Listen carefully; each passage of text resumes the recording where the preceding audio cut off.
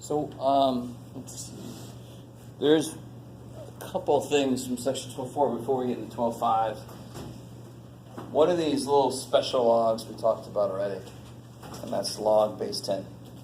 It's called the common log.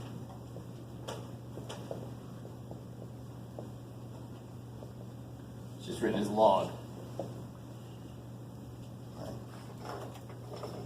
It's a little too long ago, but whenever I talk about logarithms, I'm always thinking about something from Ren and Stimpy, if you ever heard of those guys. That's the common log. So it's just like the square root. No 2, because it's the most used one. No 10 is the most used one. There's another logarithm that's exceptionally interesting. And it's related to, so let me just put down here, it's called the natural log. It's related to a certain base.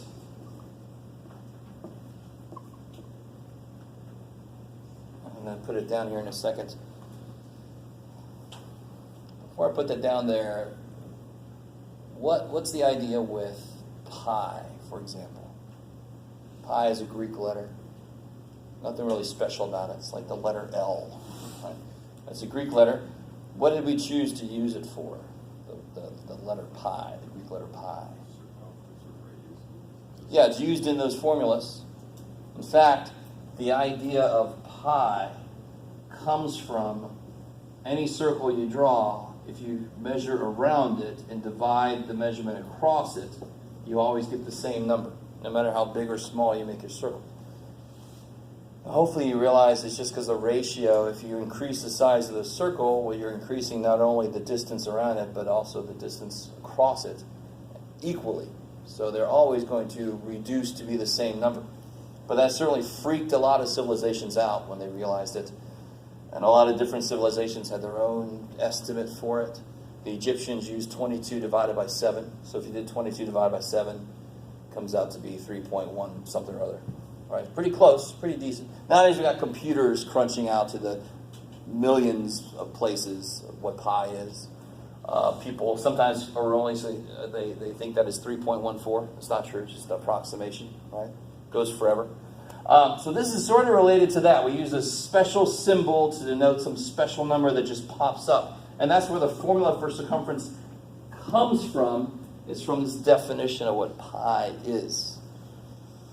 So this number is also very freaky. There's a very boring explanation of it related to putting some money in the bank and letting it grow. But then there's a much more interesting one. If I take the graph 1 over x, and I say from 1 to what number, now let me just stop here for a second. So here's 1 over x, here's the graph of 1 over x. Cool. We've kind of seen that as a Gandalf graph, right? Because at 0 it's going to have this asymptote. Is everybody cool with that? So really, if you ask yourself the question, from 1 to what number would I go to so that the area here is 1? Now, of course, there's a little more to the story, but that basically what it really boils down to is what I just said. How far would I have to go into the area that I capture under that curve is an area of 1. And that number is this number, we can give it the symbol E. And that is approximately equal to 2.7128 blah, blah. There's no pattern, just like pi. So it's just an observation. It also comes about from letting money grow and blah, blah, blah. It is what is used as a base for population growth, for exponential decay. It's a special base between 2 and 3. Okay. So there's that special base. So the natural log, so if I have, this is the only time I'm ever going to write this. I'm never going to write that again because it actually just hurt my eyeballs to look at it. We write that as ln x, natural log of x. And why do we call it the natural log? Because this e is related to natural growth of something, natural growth of populations. So it's the natural log. ln is how I say it, ln x. Cool.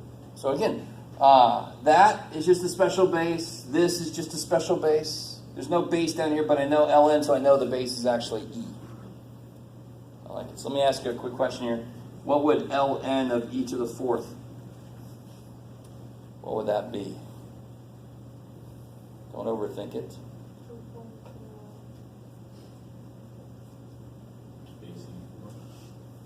Yeah, so what, well, let me ask you, what's log base 7 of 7 to the fourth? 4. All right, what's ln of e to the fourth? 4. These kill each other. I like it. All right, ln is nothing truly special in the sense that it's just a log with a base on it. Whoop-de-doo. But the base itself is special. The further you get in math, the more prevalent e gets. And you don't have to get that far in math to see pi freaking everywhere. And it gets even more everywhere the further you get in mathematics. Okay. And am I wearing my shirt? Yes, I am. I wanted to. And then you've got this madness here. Get out of there, M.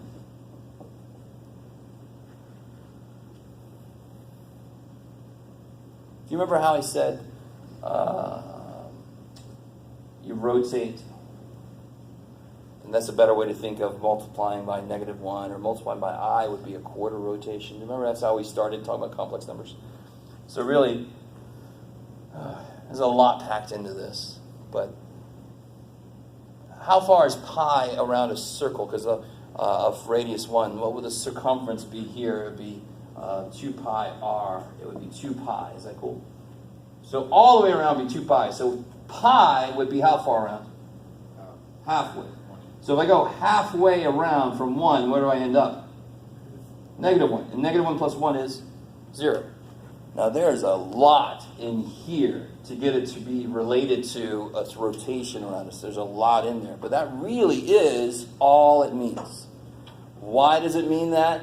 Oh shit, there's a lot of math. In fact, you can't even really answer a question until you got through calculus 2. Then you could prove why that's true. I know you guys are like, I don't want to. Oh, okay, all right, but I just want to show you that this is a nifty. This involves e, I, pi, and 1, and 0. It just, some math people get a little too excited about it, but I'm like, yeah, it's neat. Let's not go crazy here. Okay. Maybe. So e is just a number between 2 and 3, right? That's all it really is. But it is remarkably useful. It's a very special base that goes along with population growth and so forth. We use it all over the place, really, these LNs. Okay. So there's a couple things there out of section 12.4 that I wanted to finish out. We already did an example of an exponential equation. So let's start with something that looks like that and then get more complicated. That's what we always do. So where you got what they want from here? This looks like a stereotypical background math board. See in some stupid show somewhere. Okay. Where they sometimes get the math wrong and it really irks me. So 12.5 is all about exponential logarithmic equations.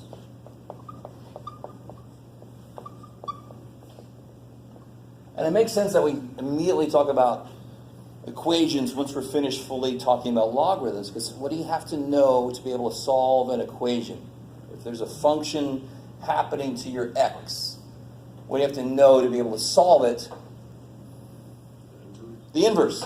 And sure enough, exponentials and logarithms are inverses of each other. Therefore, once I know both of these functions, I can solve equations with them inside. Right? So let's do a couple simple ones that don't even require too much stuff going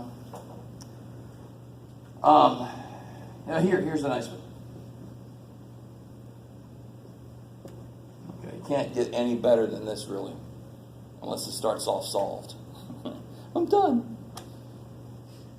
Let's see if you guys see why that's true. I mean, solve for x. So I don't know if anybody's like, how the shit do I do that? But what's in my way is the stupid logarithm, right? Can you rewrite this so there's no log anymore? Yes, you can. How do I rewrite this into a different form? 3 to the second power equals x. So x is 9. Okay. Done. Next. Sweet.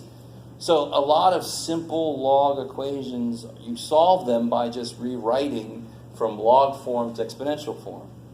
Why does that still go along with the idea of how to solve equations? Because they're inverses of each other.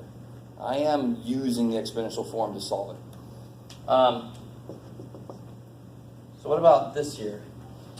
Go.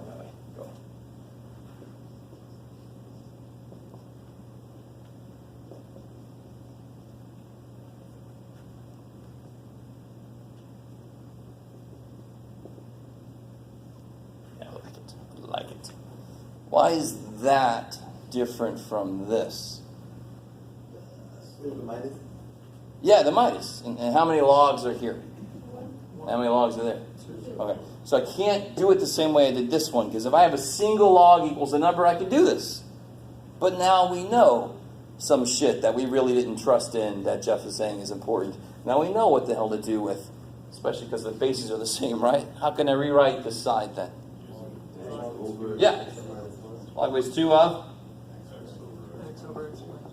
equals 3. Now I've got a single log of something equals 3. Same idea now, right? So how do I rewrite this? X over x minus 1. Yeah, 2 to the third power equals x over x minus 1. I like it. I like it. You guys finish that up. Why did you come to the third power? Say again? Why did you come to the third? Because one of the most fundamental ideas of a log is I can rewrite it in exponential form. It's really related to how do I rewrite this without a radical? Well, I can say 4 to the third power is 64, right? That's radical notation. This is power notation. I mean,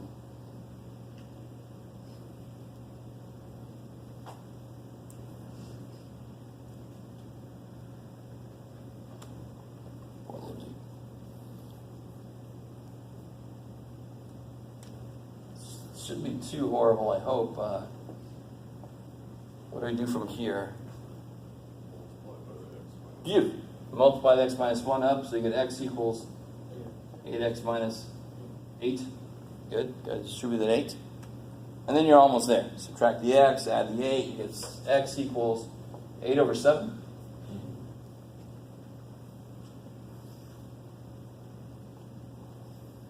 Cool.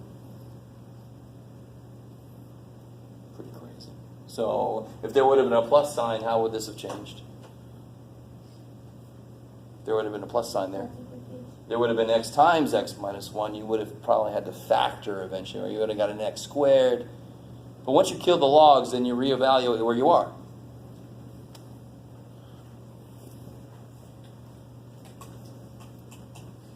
Let's try one out like that here. What was that I was going to do? So we'll do that right now.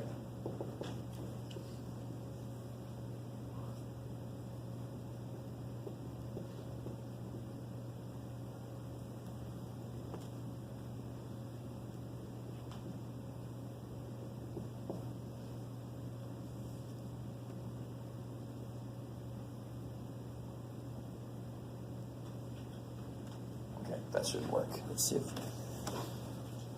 let's all find out. How do you get x 8 over 7? Okay. So, all right. Or you can subtract 8x. So you get negative 7x equals negative 8, and then divide by negative 7. Yep.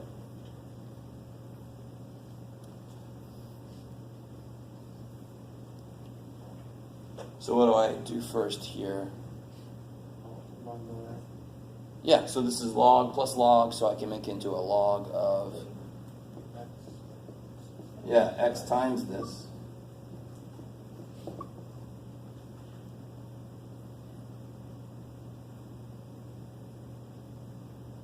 And then what do I do with this? X squared plus 6x equals 3. Yeah, equals 3 cubed, I like it. So 3 cubed is 27. Yeah, see, and now you forget about where you came from, right? You deal with where you are. That has a squared in it. I want it equal to 0 instead. Subtract the 27, I like it. And then what do I try to do? Factor. Yeah, if I can factor it, that's awesome. Otherwise, I'd have to use Quadratic formula, oh shit.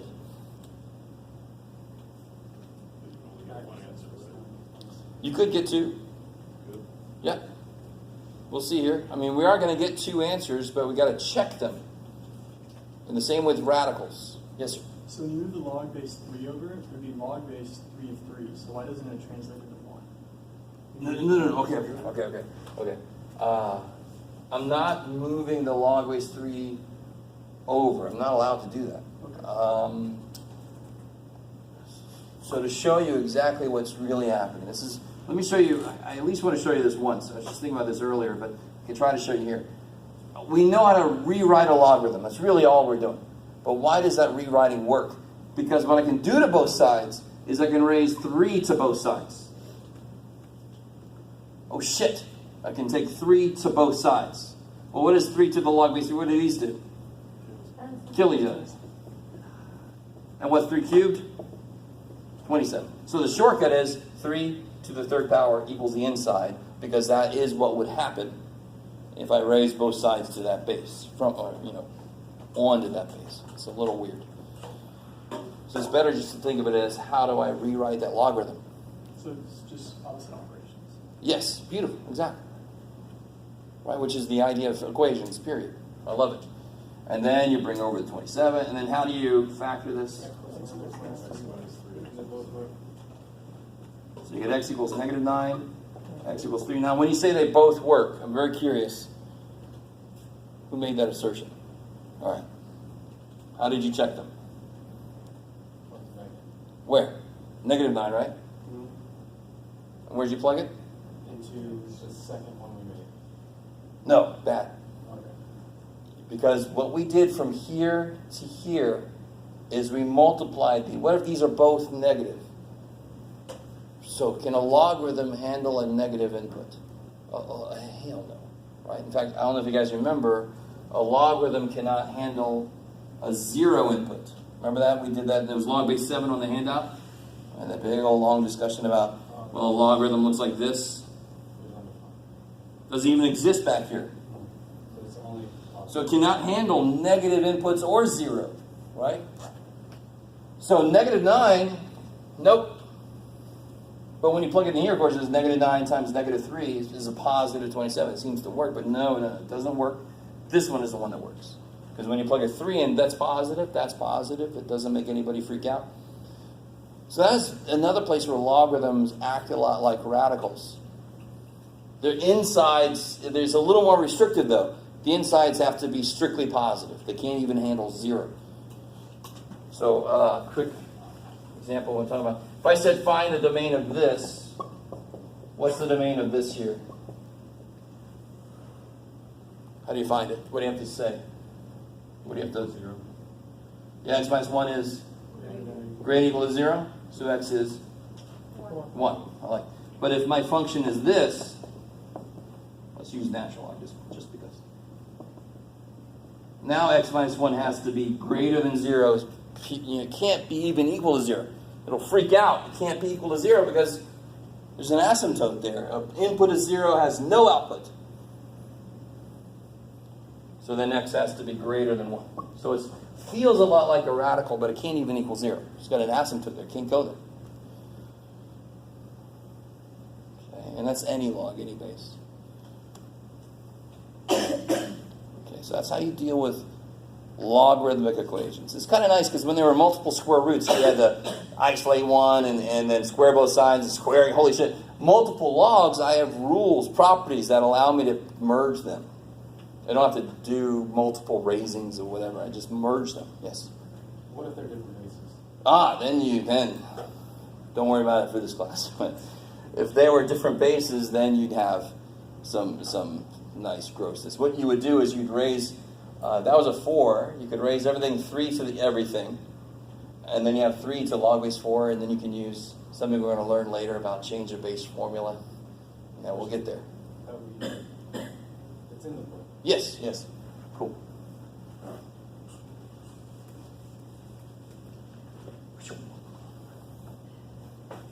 Okay, so that's logarithmic equations. What about exponential equations? We've already done one of these, one type of this. Let me remind you, it was something like this. A to the x equals 1/2 or something like that.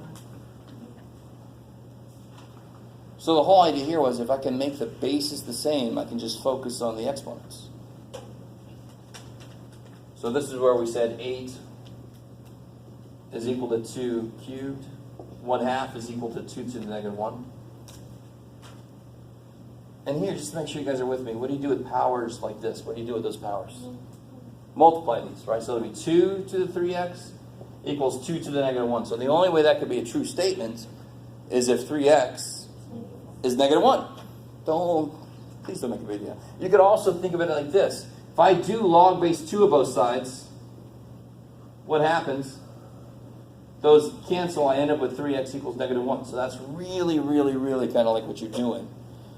But another way to look at it is, I got the bases the same already. Let me just focus on the exponents. And that's where we got x is negative 1/3. So what if I had this, what you got? 81 to the 2x equals 9, sure, Jeff. Well, let's just say 9, yeah, why not? 9 cubed.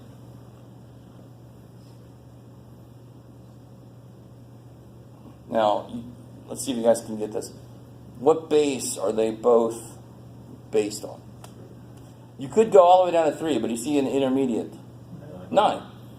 So if you go all the way down to 3, it makes all your powers higher numbers, which is another place where humans can make mistakes, right? That's why I don't let myself do that. So I'm going to make 81 become 9 to the second power. And 9's already 9. That's awesome. Good. And then multiply the power. So you get 9 to the 4x equals 9 cubed. So what must be true? 4x must be 3. So x must be 3/4.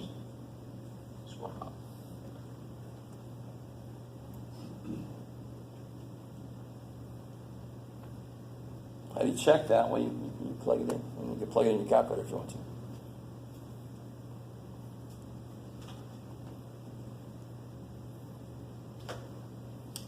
So a really good question right now would be, all right, Jeff, what if the bases aren't compatible? All right, so you can imagine I can use 16 and 8, I can use 27 and 81, I can use, those are all based on 2 or 3, maybe even 4 if it's 16 and something, right? 16 and 64. What if they're not based on the same base number? What then, math boy? All right. What if I had 11 to the x minus 1 equals 74? I like it.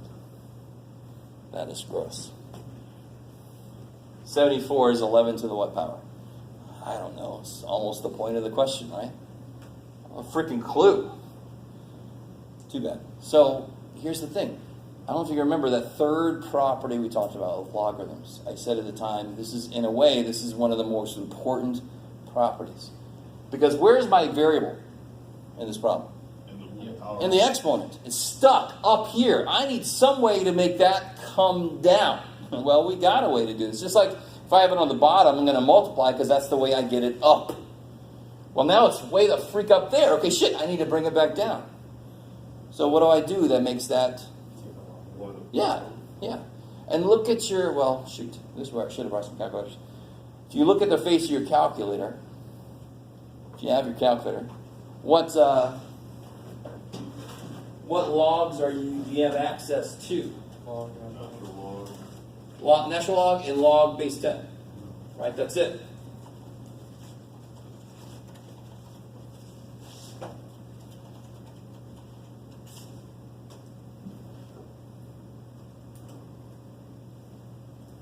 Get a little mood lighting in the back. I like that.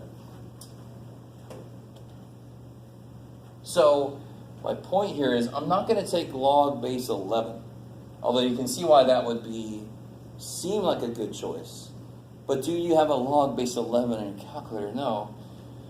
I will show you something later that will allow that to be an option. But right now I'm going to say you can take any log you want to, because every log would bring that power down, wouldn't it? And that's the only problem right now. So if I do ln, let's use ln because it's the one I use the most.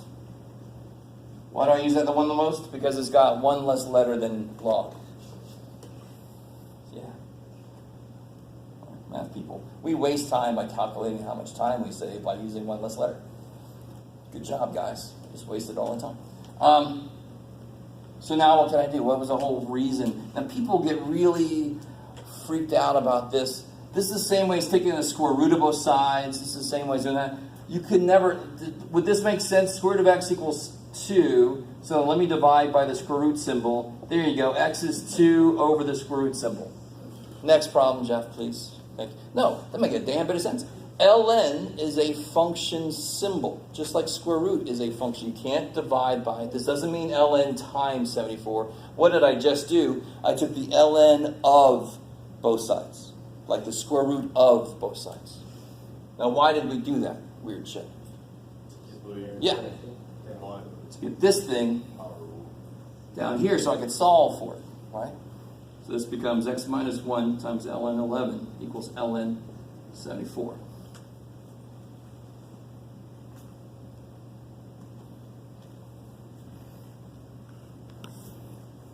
Notice how I've not plugged these in the calculator yet. I don't want to put some big, ugly decimal here and have to keep writing it over and over. Let me just keep writing these for now. And at the end, I'll put that sucker in the calculator. Now, what do you think the next thing I can do is? Yeah! Divide by ln 11, 11. So you get x minus 1 equals ln 74 over ln 11. And then, what do I do? Add 1. It's amazing. So I get x equals ln 74 over ln 11 plus 1. So let me just show you what that would look like on your calculator.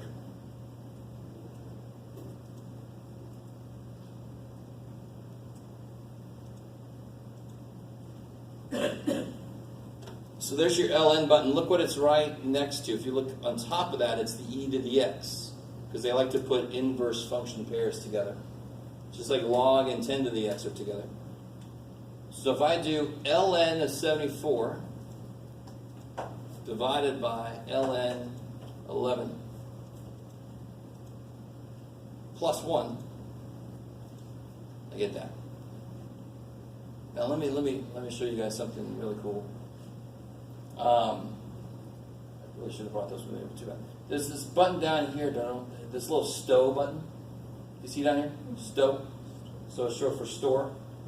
So I want to, if I store this in a variable, right here's my great little one button variable button right there. Just push that. If I just push this button, bam, I can store that answer in the x. Bam. Now watch what I can do. This is crazy. Now I can pretty much just type in 11 to the parentheses. My little green button here gets me access to these, but I can just hit the x button right here. 11 to the x minus 1, and that's supposed to be 74. Bam! So that little memory storage is stupid useful, right? The little answer is nice too. I mean, I could have just used the little answer thing. But that memory storage is really cool, especially when you have your variable showing up in several places, and you can just type it in exactly as it looks. It's really kind of nice. And you might be able to tell that they get a little more complicated than this example here. Let's see what else can happen here. So what if I had 25 to the 3x minus 2 equals 7 to the 4x plus 1. Oh, shit. We're going to do this one together. The students find so many ways to get lost in this problem. 25, it was kind of optimistic, but then I put a 7. Shit, too bad for everybody. If I would have just put a 5, this problem would have been so much easier. Hopefully you agree with me at the moment. So, what do I do?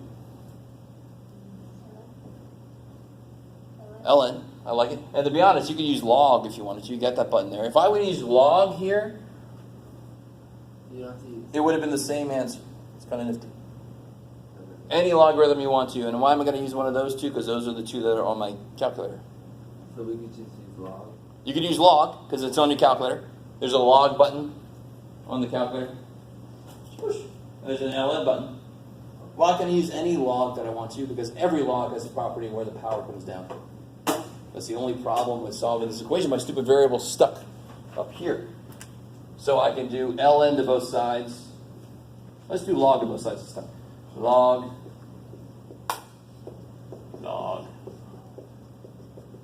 And the whole reason we did that. Now here's where people get confused. This comes down in front.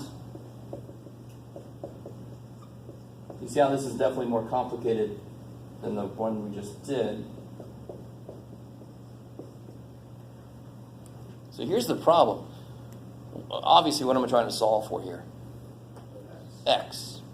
And where is X? Both freaking sides. Oh shit. This one was easier because it was only on one side. So let me see if you guys can survive this example here. So I have to distribute, pretty much. So then I can get all my X stuff on one side, like I always do. How do you solve an equation? Get all your X stuff on one side, and all the rest of the stuff on the other side. So I get 3x log 25 minus 2 log 25 equals 4x log 7 plus log 7. Is that cool? Distribute, distribute, distribute, distribute. Now I can subtract this over, and I can add this over. Get all my X stuff on one side, get all my number stuff on the other side. Nothing different in that respect. It just looks worse. You have the word log floating around, right? That wasn't trying to make a pun there, but so subtract that, add that. So you get 3x log 25 minus 4x log 7 equals log 7 plus this thing.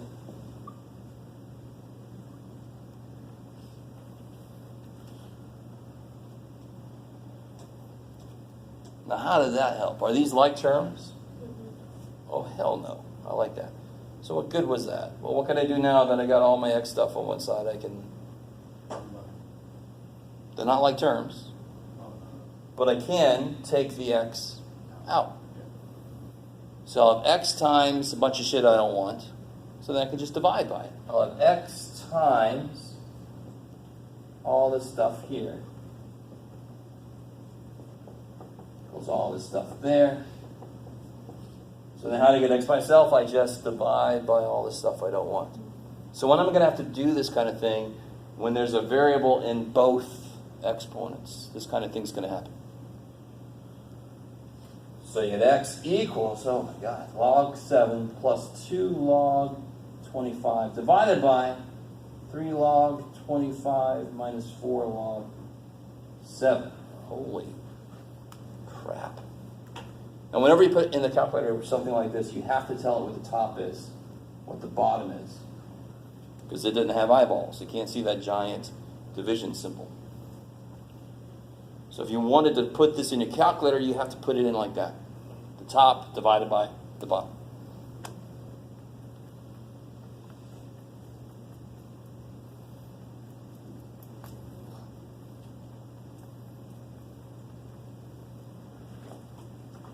Yeah, so let's see, if we try to do this, let's see, it would be log 7 to log 25.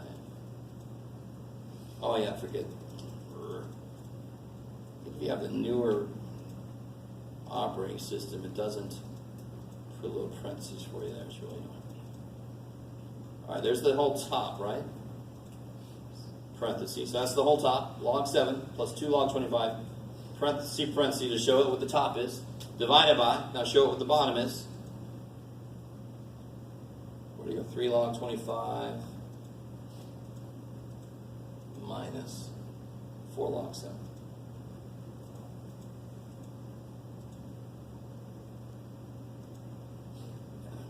Freakiness. 4.5. There's no real great way to kind of estimate what the answer is going to be.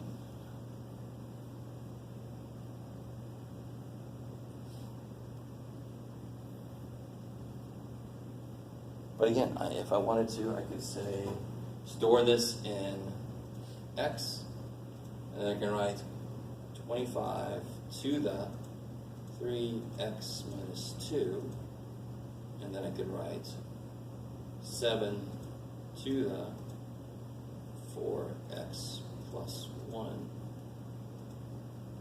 and they are the same number. They are humongous, but I don't care. That's where they agree. That's where they meet. They're the same number, so I just check. Does that equal that when x is this? Yes. They do. Oh, you guys like that one. Now, the one we just looked at here, that's like the hardest they'll get.